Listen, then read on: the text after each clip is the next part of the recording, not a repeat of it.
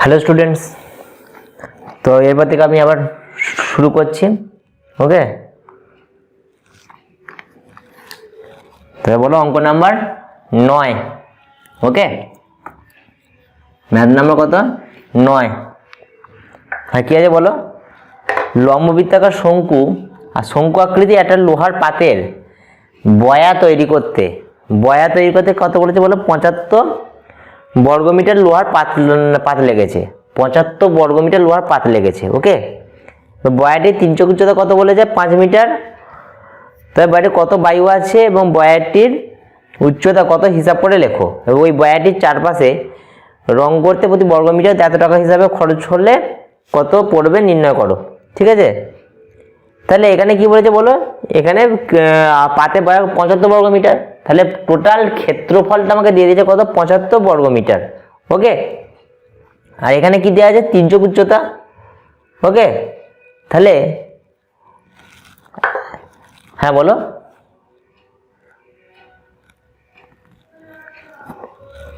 Wait এক minute দাঁড়াও।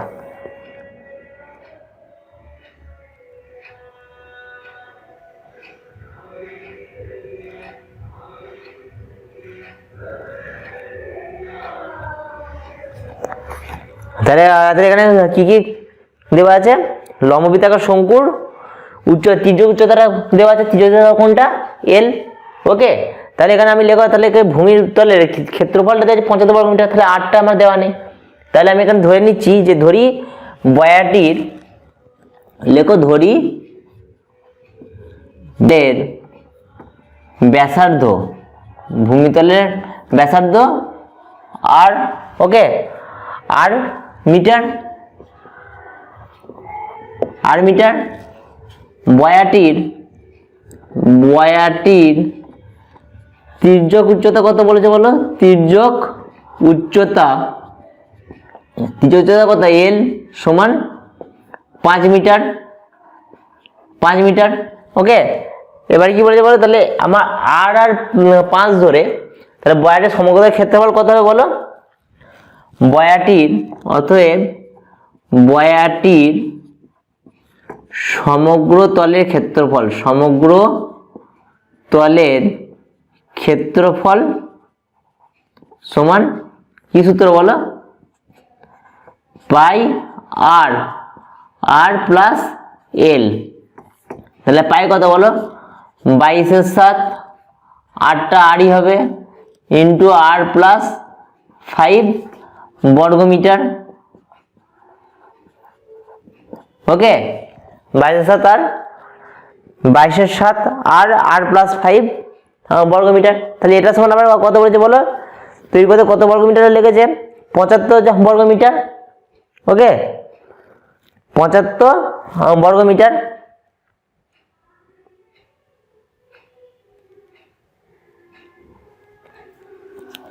ওকে, এক মিনিট দাঁড়াও।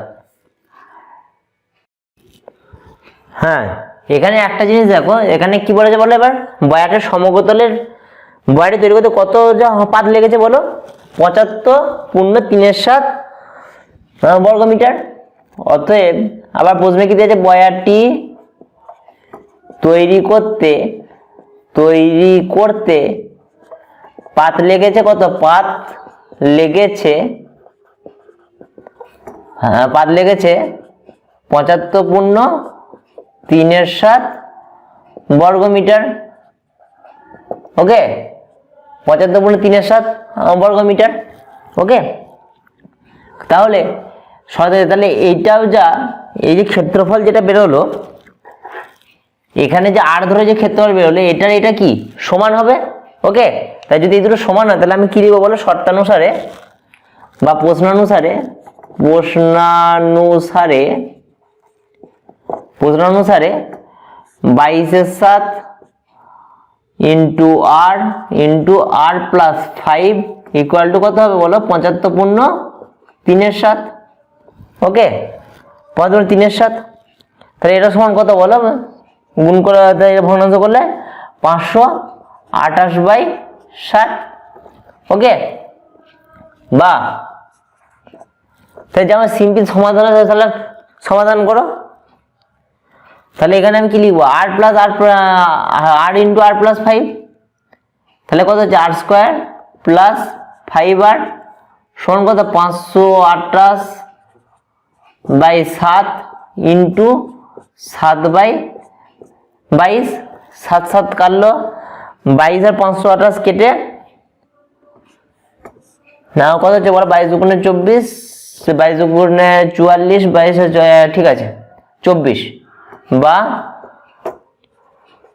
কত হবে r square plus 5r minus 24 equal to কত 0।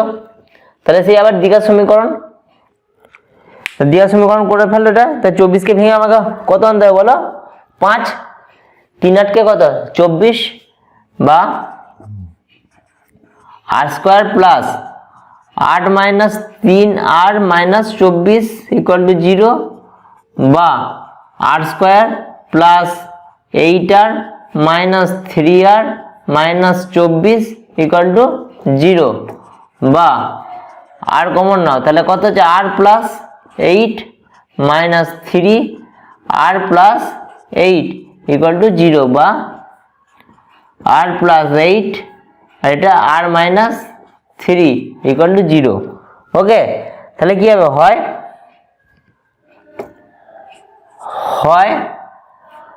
আর প্লাস 8 ইকুয়াল টু 0 বা আর মাইনাস 3 ইকুয়াল টু 0 বা আর সমান কত মাইনাস 8 বা আর সমান 3। আচ্ছা, ব্যাসার্ধ কখনো ঋণাত্মক হয় না। ওকে, ব্যাসার্ধ যেহেতু ঋণাত্মক হয় না, তাহলে আমার আর সমান মাইনাস 8 এটা কখনোই গ্রহণযোগ্য নয়। তাহলে আর সমান কত হবে 3 লিখে বলে, যেহেতু ব্যাসার্ধ ঋণাত্মক হতে পারে না তাই আর সমান 3। ওকে, আর সমান 3 হয়, তাহলে বয়াটির ভূমিতলের ব্যাসার্ধ কত বেরোলো, আর সমান 3। অতএব বয়াটির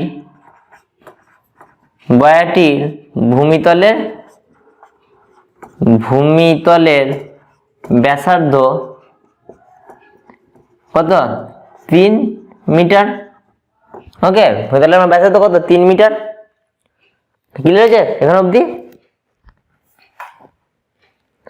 যদি ক্লিয়ার বলবে 3 মিটার। তাহলে এখানে আর বেরিয়ে গেল, এল দেওয়া আছে, তাহলে আমার এবার কি বার করতে হবে, এইচ। এবার শঙ্কুর উচ্চতা কত হবে বলো, মুছে দিচ্ছে এটা।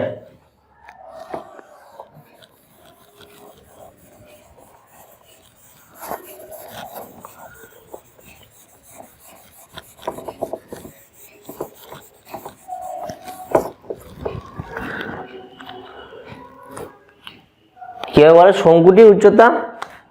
শঙ্কুটির বা বয়াটির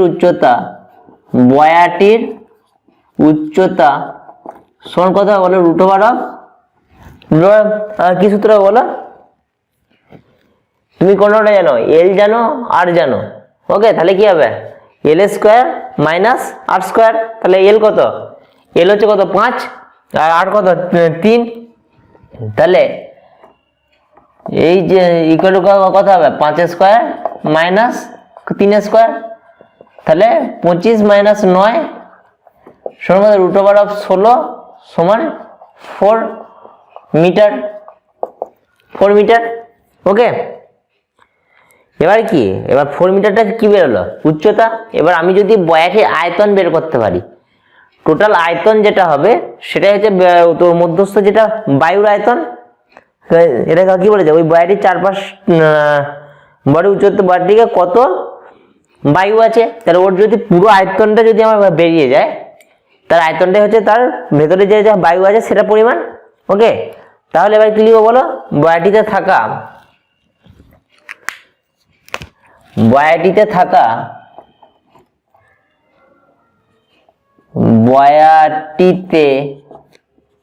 থাকা বায়ুর পরিমাণ সমান কি হবে বলো, বয়াটির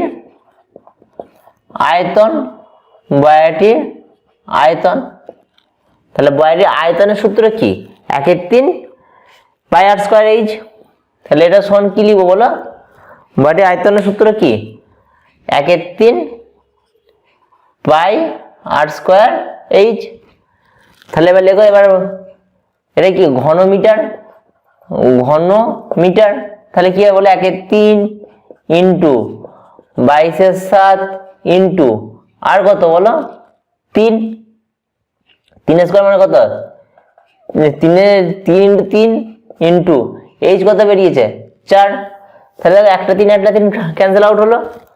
তাহলে 12 ইন্টু 22, 12 ইন্টু 12/7, 22 ইন্টু 12/7। ওকে, সমান কত হচ্ছে 22 12 দুগুণে 24, 4 12 দুগুণে 24 আর 25 26, 264/7। ওকে, 264/7 সমান কত হচ্ছে, ইয়ে করলে 37 পূর্ণ 5/7 ঘন মিটার।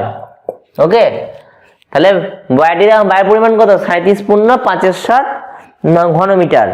ওকে, এবার কি বলেছে বলো, তাহলে দুটো উত্তর পেলে এবার কি প্রতি বর্গ মিটার 2.80 হিসাবে 4/5 রং করতে কত টাকা খরচ পড়বে। তাহলে আমার যেটা খরচ পড়ে, তাহলে সেটা কি, তার যে সমগ্রতার ক্ষেত্রফল সেটাকে তুমি রং করছো। তাহলে সমগ্রতার ক্ষেত্রফল কত, 75 পূর্ণ 3/7 যেটা দেওয়া আছে। ওকে, তাহলে ওইটাকে ওই 2 টাকা 80 পয়সা দিয়ে যদি আমি গুণ করে দিই, সেটাই হচ্ছে উত্তর। তাহলে লেখো প্রতি বর্গ মিটার, অতএব প্রতি বর্গ মিটার 2 টাকা 80 পয়সা হিসাবে রং করতে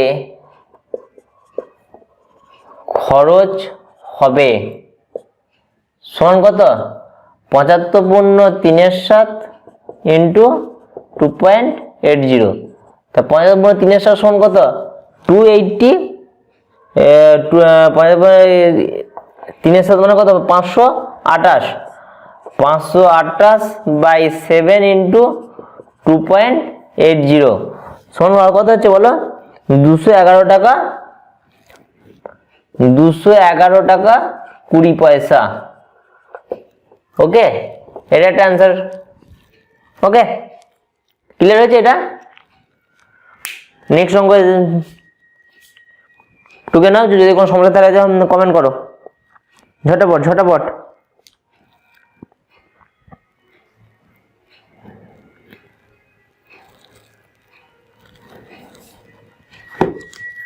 নেক্সট 10-এরটা,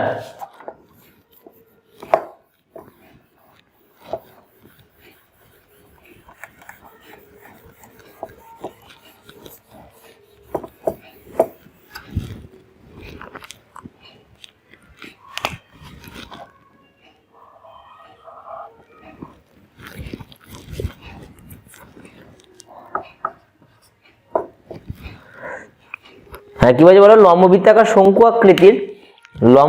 আকৃতির একটি তাঁবুতে 11 জন লোক থাকতে পারে। প্রত্যেক লোকের জন্য ভূমিতে 4 বর্গ মিটার জায়গা লাগে।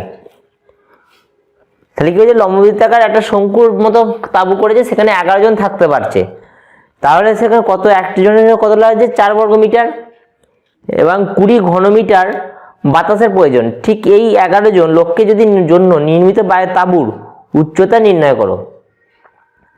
তাহলে তোমার এরিয়া দিয়ে দিচ্ছে, হাইটটা তোমাকে বের করতে হবে। ওকে, তাহলে প্রতি বর্গ মিটার যদি প্রতিটা মানুষের 4 বর্গ মিটার যদি জায়গা লাগে, তাহলে ভূমির ক্ষেত্রফল কত হচ্ছে, ভূমিতে 11 জন লোক শুচ্ছে।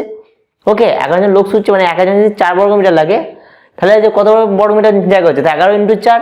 ওকে, তাহলে 44 বর্গ মিটার লিখে ফেলো এটা। তাহলে এটা কি লিখবো, প্রতি লোক পিছু কি বলে, প্রতি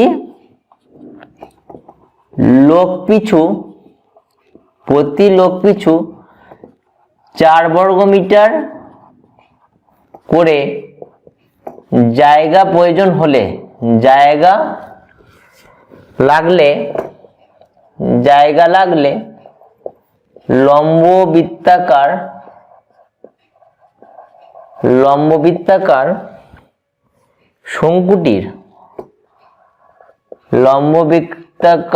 শঙ্কুটির ভূমির ক্ষেত্রফল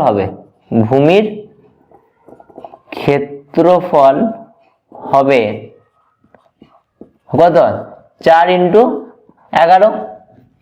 যেহেতু 11 জন আমার লোক আছে, তাহলে 44 বর্গ মিটার। ওকে, তাহলে 44 বর্গ মিটার হলো। এবার কি বলেছে? প্রতিটা লোকের কত বর্গ মিটার করে, কত ঘন মিটার করে বাতাসের প্রয়োজন বলেছে? 20। তাহলে 20 বর্গ মিটার যদি 20 ঘন মিটার যদি মানে বাতাস লাগে, তাহলে আয়তন কত হবে বলো?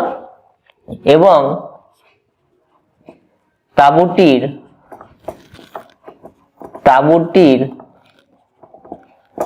আয়তন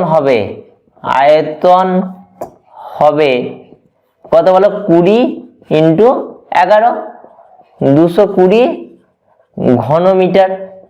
আচ্ছা, এখানে দিয়ে না ক্লিয়ার হয়েছে?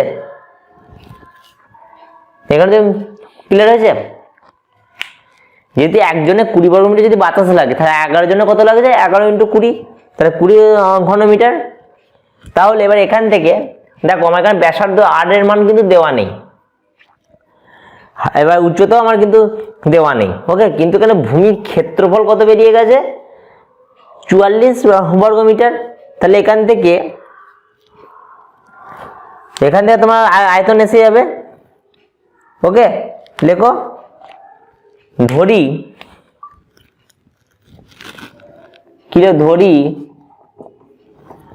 কি? তাহলে কি প্রথমে ব্যাসার্ধটা ধরে নিচ্ছি। ধরি তাঁবুটির বা শঙ্কুটির ভূমিতলের ব্যাসার্ধ r মিটার। ওকে, যেহেতু আরটা আমার দেওয়া নেই, এবং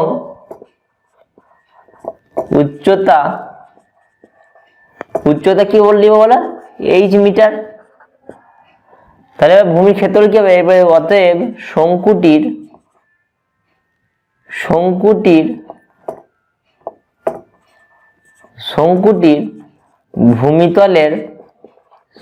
ভূমিতলের ক্ষেত্রফল কত হবে? পাই r স্কয়ার। তাহলে পাই r স্কয়ার সমান কত? এটা পাই r স্কয়ার সমান কত বেরিয়েছে আমার? 44। তাহলে পাই r স্কয়ার সমান কত? 44 বর্গ মিটার। 44 বর্গ মিটার। এটা শঙ্কুটা ভূমিতলের ক্ষেত্রফল বের হলো। ওকে, এবার শঙ্কুটা ভূমিতলের ক্ষেত্রফলের সঙ্গে এবার আমি কি বার করবো? শঙ্কুটার আয়তন। অতএব শঙ্কুটির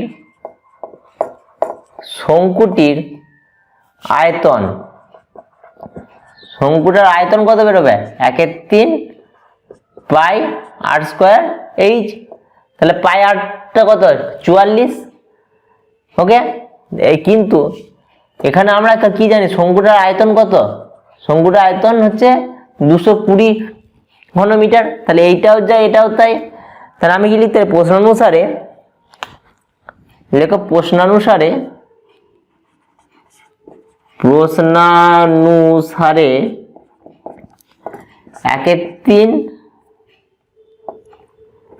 1/3 পাই r square h is equal to কত? 220, বা h ইজ ইকুয়াল টু কত? 220